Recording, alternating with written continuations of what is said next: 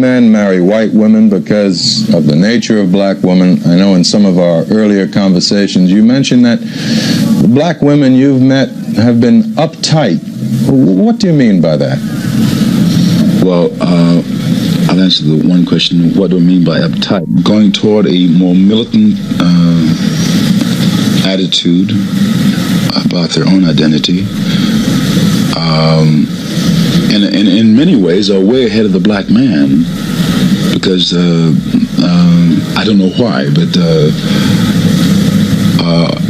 in many ways are replacing the black man. There's a whole, there's an almost unfeminine aspect of the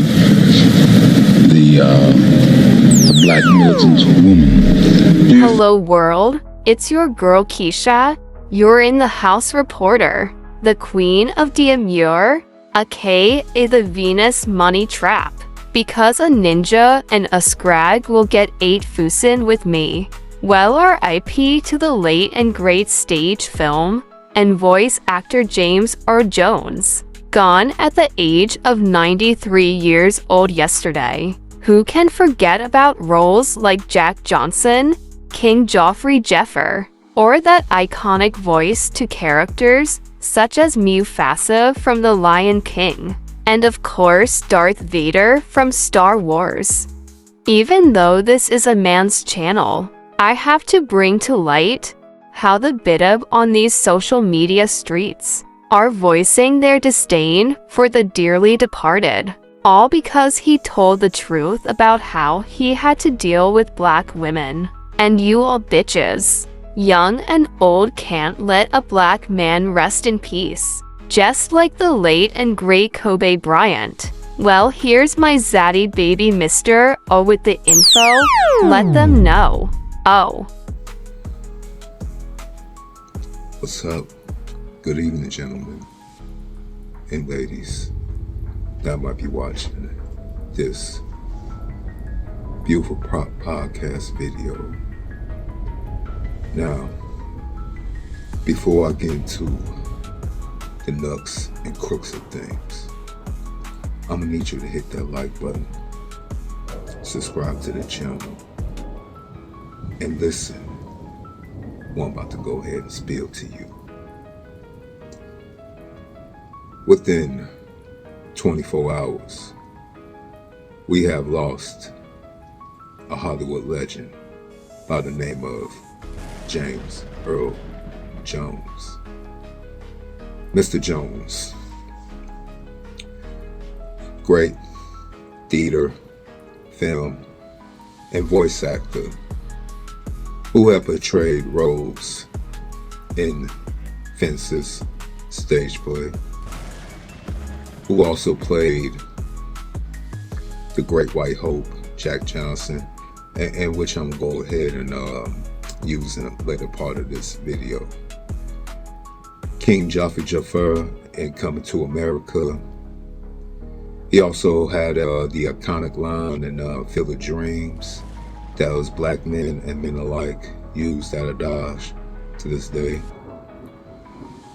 as well as the voice of one of the most iconic characters in cartoons from my childhood and pretty much everyone's childhood, The Lion King.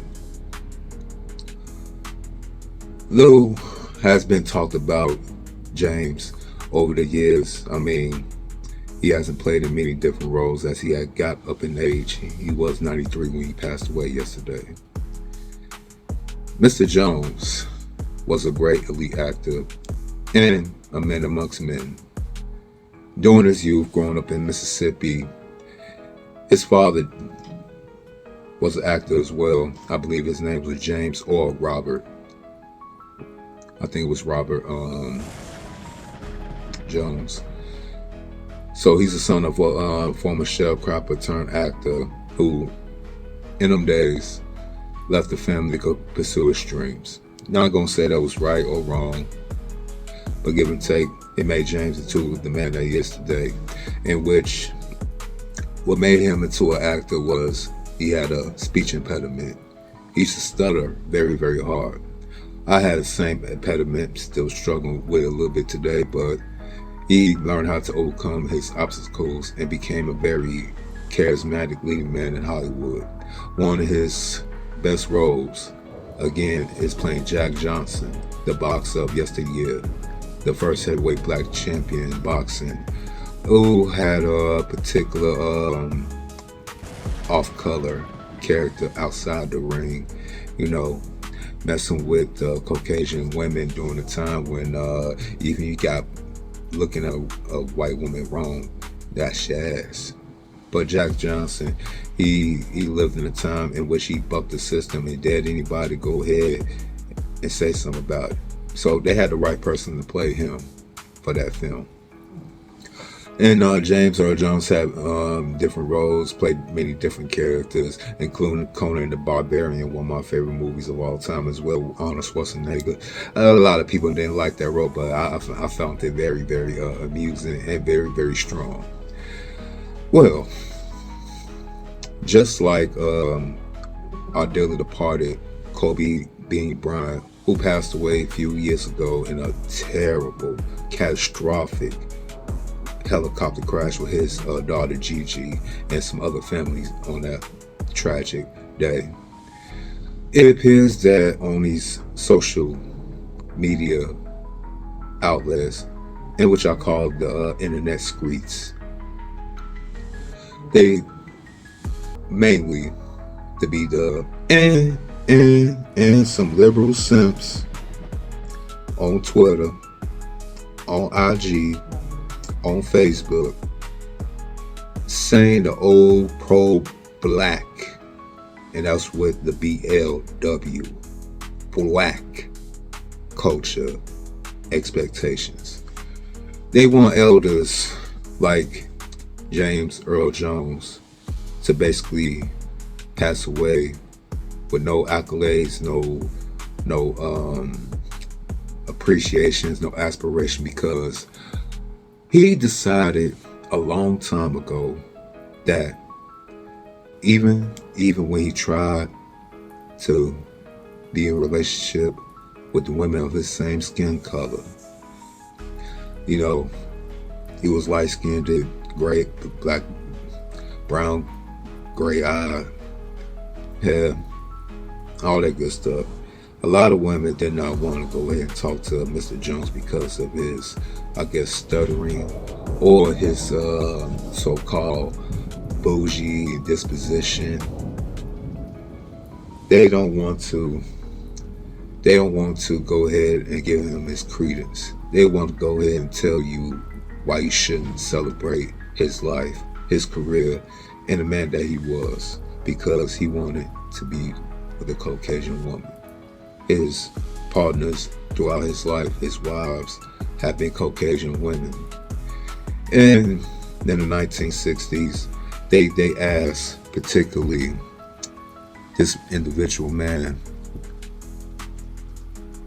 why was so hard for you to deal with a black woman at the time? And we got the video right here. Do you find that some black women you've known, out of your personal experience, blame the black man for what happened to them in slavery even today? Of course. You know, if the black man, regardless of the causes, failed to protect her, left her in a position where she had to sell herself or bargain with her body and so on. Yes, you know, she had there's a resentment about that, but it's very complex now. You see, I think in another generation you'll get a whole crop uptight about their position in society. There are many, because I'm generalizing now, many are overreacting against Aunt Jemima, the Aunt Jemima image, the submissive Mother Earth type, unselfish, all giving, especially all giving to the white man, sexually and in the kitchen, every other way.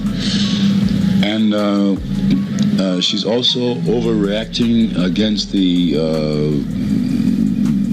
problem of having to be the breadwinner, the matriarch of the house. The myth of the black... Jim, she basically alluded that even at that time, and we are talking about the 1950s and 60s, it only got worse in this time period of today, in which he said the lack of femininity, submissiveness, closure, comfort, everything that makes a woman, especially a feminine woman, be responding to a strong masculine man. On top of that, a strong masculine man that's in Hollywood during a time where black actors didn't really get that much opportunity to be one of the most premier, sought after actors despite skin color, voice actors despite race of all time. I was going through Twitter, and of course I found this right here. This particular women, you know, just want to go ahead and say that well, he gone, but he ain't. What about he say about black women? Yeah, he might play Mufasa again, you know what I'm saying, play Darth Vader, but what about he say? And black men, when you alive or dead, they're not gonna let you rest, because for some reason you did not sacrifice your life for the community, mainly for a black woman that probably won't support you, won't build with you, will ridicule you, and when she gets bored, they get bored, leave and take you for half your ish. Now, do you think Mr. Jones could have had the most elaborate, illustrious career that he has had if he had to do it with a black woman? I doubt it. Also, we keep on leaving out the elephant in the room. Every single time when we get into these pro-black arguments, especially about people's spouses. Okay. So, apparently, James Earl Jones gets ridiculed for his choice of women being white. But yet, during that same time period, two of the premier black women of that time, Diane Carroll and Eartha Kitt, basically made their lambasting ways of saying that I preferred the white man. Diane Carroll, I forgot about Alice Walker. Oh, Maya Angelou. Yeah, so these women of premier, pristine accolades still want the white man, and James Earl Jones is out there with them. Even Eartha Kitt said that she felt some type of way knowing that the powerful black men of her time, including James Earl Jones, Quincy Jones, no relation, Bill Cosby, Harry Belafonte, and the Caribbean daddy of them all, Sidney Poitier, was rubbing elbows, the highest of the high, and their wives or their significant others was a lot of shadder hue than the women that they're supposed to be with. You see the hypocrisy, you see the unmitigated gall, and it's always these B-dubs that's worrying about what the powerful black man doing with their Johnson, but they have nothing to say about Eve, Serena Williams. Hell, I even throw a caveat in there. Your so-called VP that look like me, Kamala Harris, or should I say Imhoff. And I found it ironic that, she's supposedly a black woman, but just like the so-called black woman of America, or in Western culture, you know, shout out to the UK, Australia, and Canada, they go for the white man every single time. So, R.I.P. to great James Earl Jones. Salute to Save Yourself Black Man, the original Save Yourself Black Man, James Earl Jones. And do as you will. And beat up, it's going to be a whole lot of black men out there that deal with more than just white women. They might deal with Latinas. So get out your feelings, stop dick policing, and let's go ahead and enjoy the rest of 2024. It's your man, Mr. O, and I'm out. Peace. Again, rest in peace to the dearly departed James R. Jones. Like my baby Mr. O with the info, giving you what you need to know. But you ain't hear it from him though said. How you all gonna keep dick policing black men? That you'll claim ain't hitting on shit. As if we ain't see you bed Wayne shit like Hal Berry, I Esha Tyler, Garcelle Bouvet, Artha Kitt, and of course that ignorant black bitch Alice Walker, author of the abomination novel The Color Purple, which Zaddy got his name Mr. from, but I ain't see Lee nor Miss Sophia. Well, it's been real. I'll holler back. Pieces and deuces, and we are out. Bye. Like, comment, share, and subscribe. And if you want to choose to donate, you can sock it to my pocket at Cash App, $MISTRO070. And you can hit my email if you want to go ahead and support the content.